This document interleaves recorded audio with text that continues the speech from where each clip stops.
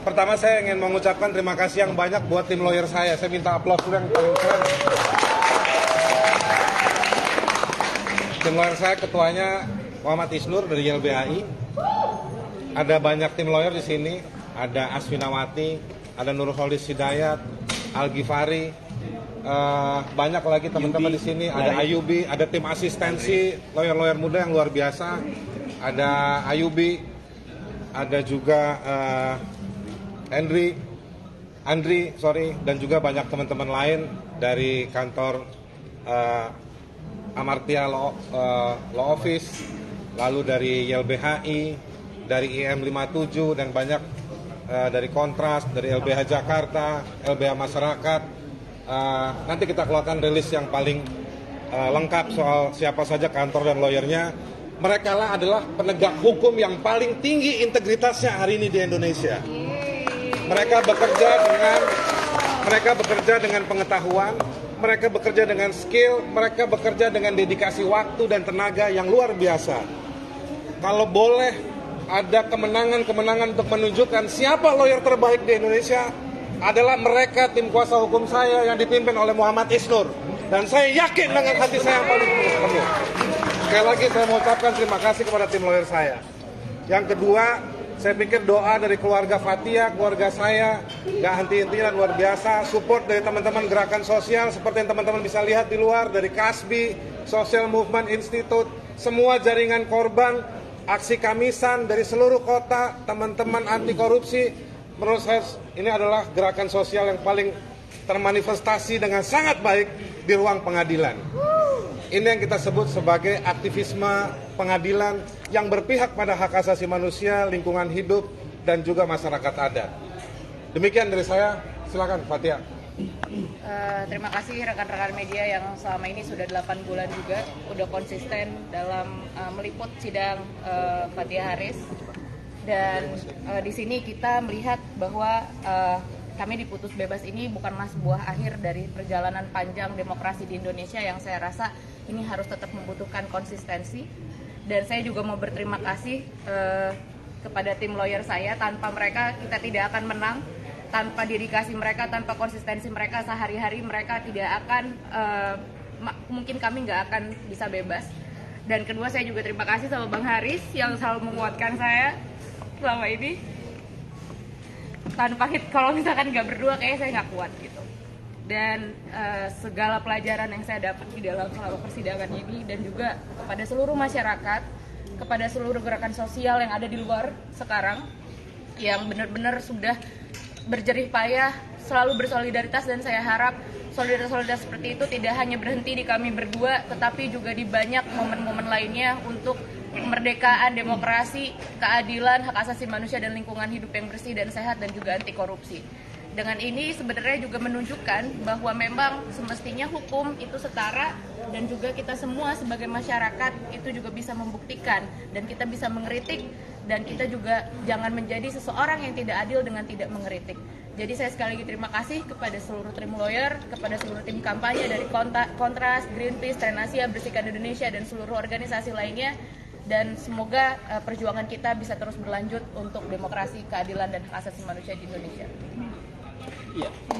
Dari kami apresiasi kepada Haris dan Fathia yang sejak awal tidak mundur sedikit pun, menjaga integritasnya, menjaga kebebasan berpendapat, dan ini menjadi contoh kepada seluruh rakyat Indonesia, kepada seluruh aktivis, mahasiswa, pelajar, jurnalis, dan lain-lainnya, untuk tidak takut berbicara, untuk tidak takut menyampaikan kritik dan pendapat, tidak takut menghadapi para penguasa yang kemudian dengan semena-mena melaporkan. Satu, itu apresiasi kepada Haris dan Fathia yang nggak ada mundur sedikit pun.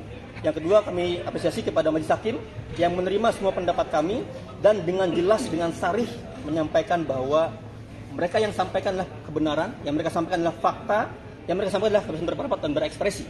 Dan itu juga bagian dari jaminan buat semua orang bahwa orang akan dilindungi oleh hukum. Walaupun saat ini kepolisian dan kejaksaan menuntut ya, tapi hakim pengadilan membebaskan. Itu pesan yang sangat jelas buat semua orang, jangan takut, jangan mundur, jangan kemudian berhenti untuk menyampaikan kritik. Yang ketiga, pada seluruh tim advokat, tim penasihat hukum, atas kerja kerasnya, atas kemudian bergadangnya, berhari-hari menyusun pledoi dan lain-lain, setiap sidang ini adalah sebuah kerjasama yang luar biasa, dan kita akan bertarung, kita akan mempertahankan setiap jengkal pendapat masyarakat di mana berada untuk mereka berani. Demikian. Ya. Nah, tambahin. Juga kepada teman-teman jurnalis yang setia meliput persidangan dan menjaga agar suara Haris dan Fathia itu sampai ke publik. Terima kasih atas dukungan teman-teman selama ini, kepada aparat kepolisian juga, petugas pengadilan dan juga yang ada di sekitar pengadilan. Terima kasih juga telah menjaga kita bersama.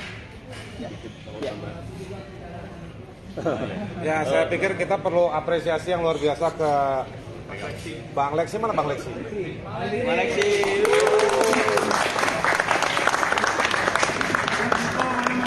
Jakarta Nikus dan juga Om Dito. Dito terhadap 204. Tambah Arif. Ya, saya sedikit tambahan. Jadi apa yang disampaikan majelis hakim membuktikan ya putusan pengadilan hari ini bahwa apa yang kemudian diriset oleh kawan-kawan ya 9 organisasi dan disampaikan oleh Haris Azhar dan Fathia itu adalah fakta. Ada konflik kepentingan di sana dari seorang pejabat publik yang bernama Bapak Luhut Binsar Panjaitan, yang mana itu sudah dilaporkan oleh keduanya ke Polda Metro Jaya.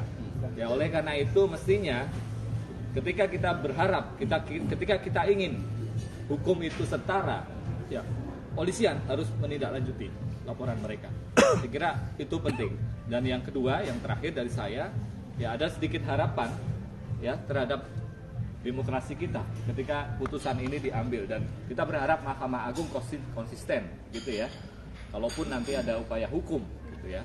Dan meskipun demikian ya ada catatan bahwa hari ini ada Undang-Undang ITE, ada KUHP begitu ya yang masih mengancam kemerdekaan berpendapat dan berekspresi. Saya kira dari saya tambahan sedikit, tujuan awal penelitian, tujuan awal podcast adalah mendorong, membuka dan kemudian membantu teman-teman Papua yang saat ini mereka mengalami kekerasan, pelanggaran HAM di mana-mana terus setiap hari. Maka tujuan awalnya kita terus mendorong, menemani dan membantu teman-teman Papua yang sampai saat ini masih terang hak asasi manusianya. Dengan demikian penuhi keadilan, penuhi hak asasi manusia, penuhi hak-hak warga adat Papua dan lain-lainnya. Terima kasih dari saya, dari kami. Selamat siang semuanya. Ya. Terima kasih. Terima kasih sudah nonton. Jangan lupa like, subscribe, dan share ya.